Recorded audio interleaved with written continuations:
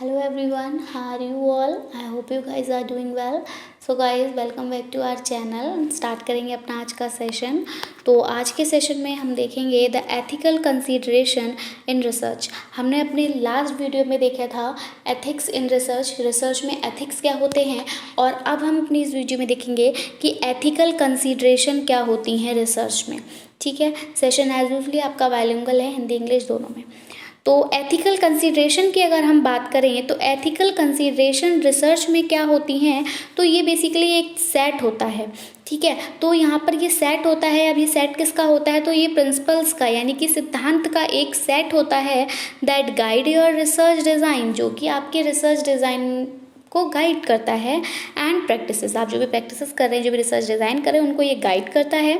Scientist and researchers must always adhere to a certain code of conduct when collecting data from people. अगर आप किसी मतलब इसमें क्या है, वही सेम चीज़ मैंने आपको बताई थी कि अगर आप कहीं से भी डेटा कलेक्ट कर रहे हैं तो यहाँ पर आपको एक कोड ऑफ कंडक्ट का जो है वो ध्यान रखना है।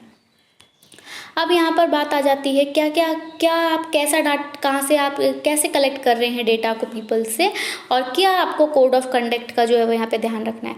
तो सबसे पहली बात आती है, इसमें आता है आपका वॉलंटरी पार्टिसिपेशन। क्या आता है, वॉलंटरी पार्टिसिपेशन आता है।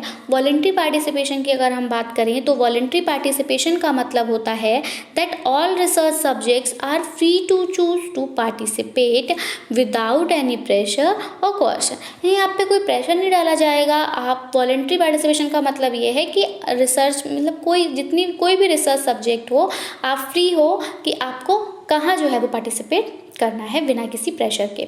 दूसरा आता है आपका informed consent.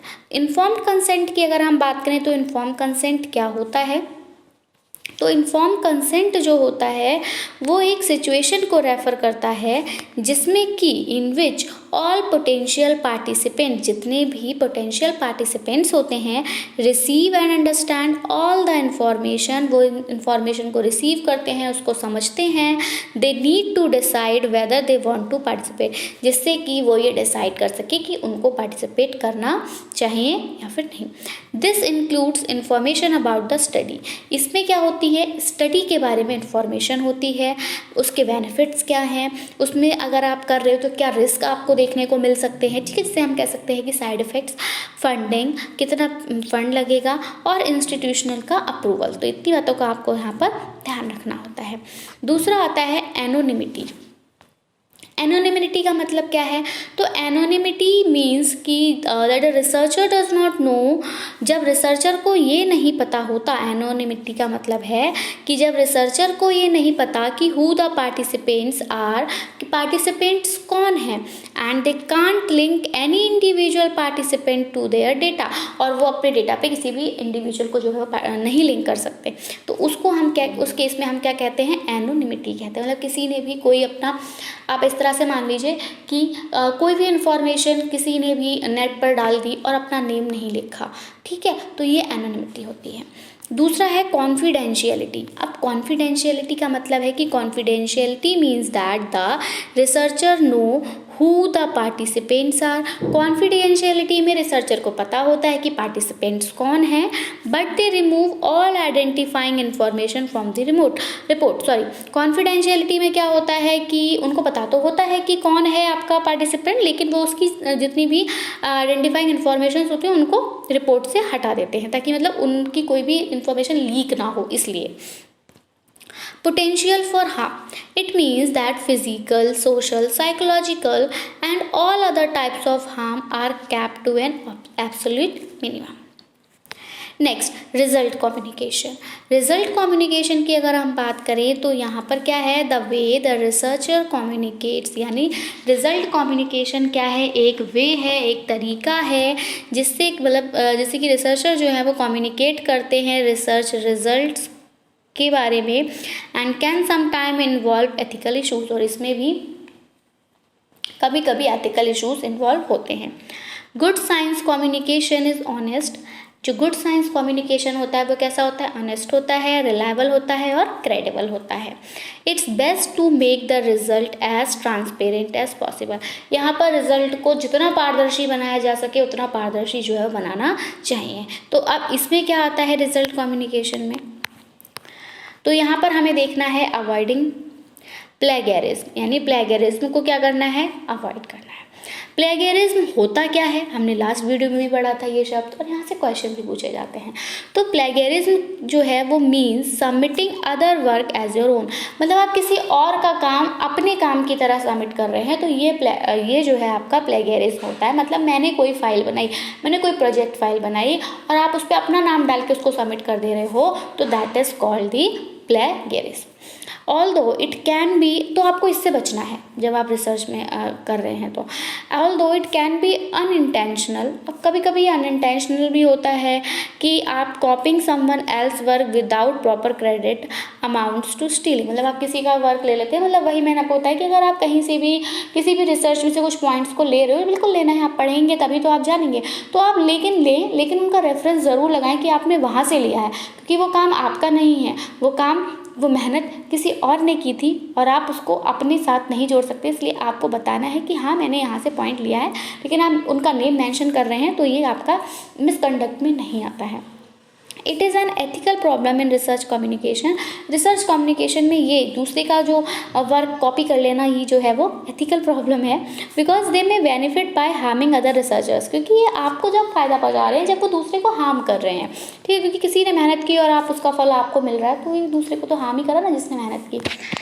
Hence the ethical consideration in research include, तो हम कह सकते हैं कि जो रिसर्च में एथिकल कंसिडरेशंस होती हैं उनमें क्या क्या आता है, उनमें इन्फॉर्म्ड कंसेंट आता है, अवॉइडिंग प्लेगरिज्म आता है और प्रॉपर रेफरेंसिंग आती है। मतलब आपको प्रॉपर रेफरेंस देना है, जो आप यूज़ कर रहे हो जहाँ से आपको पूरा रेफरेंस देना है। दूसरा, अब हम हिंदी में देखेंगे इसको, शोध में नैतिक सरोकार, जल्दी जल्दी देखेंगे। शोध में नैतिक सरोकार सिद्धांतों का एक समूह है जो आपके शोध प्रारूप और प्रथाओं का मार्गदर्शन करता है। लोगों से डेटा एकत्र करते समय वैज्ञानिकों और शोधकर्ताओं को हमेशा एक निश्चित आचार संहिता का पालन करना चाहिए। उसमें निम्न समाविष्ट है, क्या है, तो सबसे पहले स्वैच्छिक भागीदारी, यानी स्वैच्छिक भागीदारी का अर्थ है कि सभी शोध विषय बिना किसी दबाव या अवपीड़न के भाग लेने के लिए क्या हो, स्वतंत्र हो। अब ये ना हो कि आप मतलब कोई ना कोई प्रेशर डाल देते हैं कि इस कंडीशन में एडमिशन होगा एंड ऑल। दूसरा है सुविज्ञ सहमति। सुविज्ञ सहमति एक ऐसी स्थिति को संदर्भित करती है जिसमें सभी संभावित प्रतिभागी सभी जानकारी जो है वो प्राप्त करते हैं और समझते हैं, यह तय करने के लिए कि क्या वे भाग लेना चाहते हैं, और इसमें अध्ययन के लाभ, जोखिम, निधिकरण और संस्थागत अनुमोदन के बारे में जानकारी शामिल होती है। मतलब आप सब कुछ देखकर ही एडमिशन लेंगे। अनामिता, अनामिता का अर्थ है कि शोधकर्ता को यह नहीं पता कि प्रतिभागी कौन है, आपको नाम ही नहीं पता कि किसने ये इन्फॉर्मेशन दी है, और वे किसी भी व्यक्तिगत प्रतिभागी को अपने डेटा से नहीं जोड़ सकते हैं, तो वो एनोनिमिटी रहेगा ना। ऐसा तो नहीं कि मतलब पता नहीं चला ये किसने दिया तो वहाँ पे किसी और का नाम डाल दें, तो ऐसा नहीं करना है। गोपनीयता, तो गोपनीयता का अर्थ है कि शोधकर्ता को पता है, जो शोध कर रहा है उसको तो पता है कि प्रतिभागी कौन है, लेकिन वो रिपोर्ट में उसकी पहचान को जो है वो हटा देगा। हानि की संभावना, तो इसका अर्थ है कि शारीरिक, सामाजिक, मनोवैज्ञानिक और अन्य सभी प्रकार की हानि को पूर्ण न्यूनतम रखा जाता है। दूसरा है आपका परिणाम संचार, तो जिस तरह से शोधकर्ता शोध परिणामों को संप्रेषित करता है उसमें कभी कभी नैतिक मुद्दे शामिल हो सकते हैं। अच्छा विज्ञान संचार ईमानदार, विश्वसनीय और प्रत्यनीय होता है, यानी ऑनेस्ट था ना। परिणामों को यथासंभव पारदर्शी बनाना सर्वोत्तम है जितना हो सके। इसमें साहित्यिक चोरी से बचना शामिल है, वही प्लेगरिज्म हो गया आपका।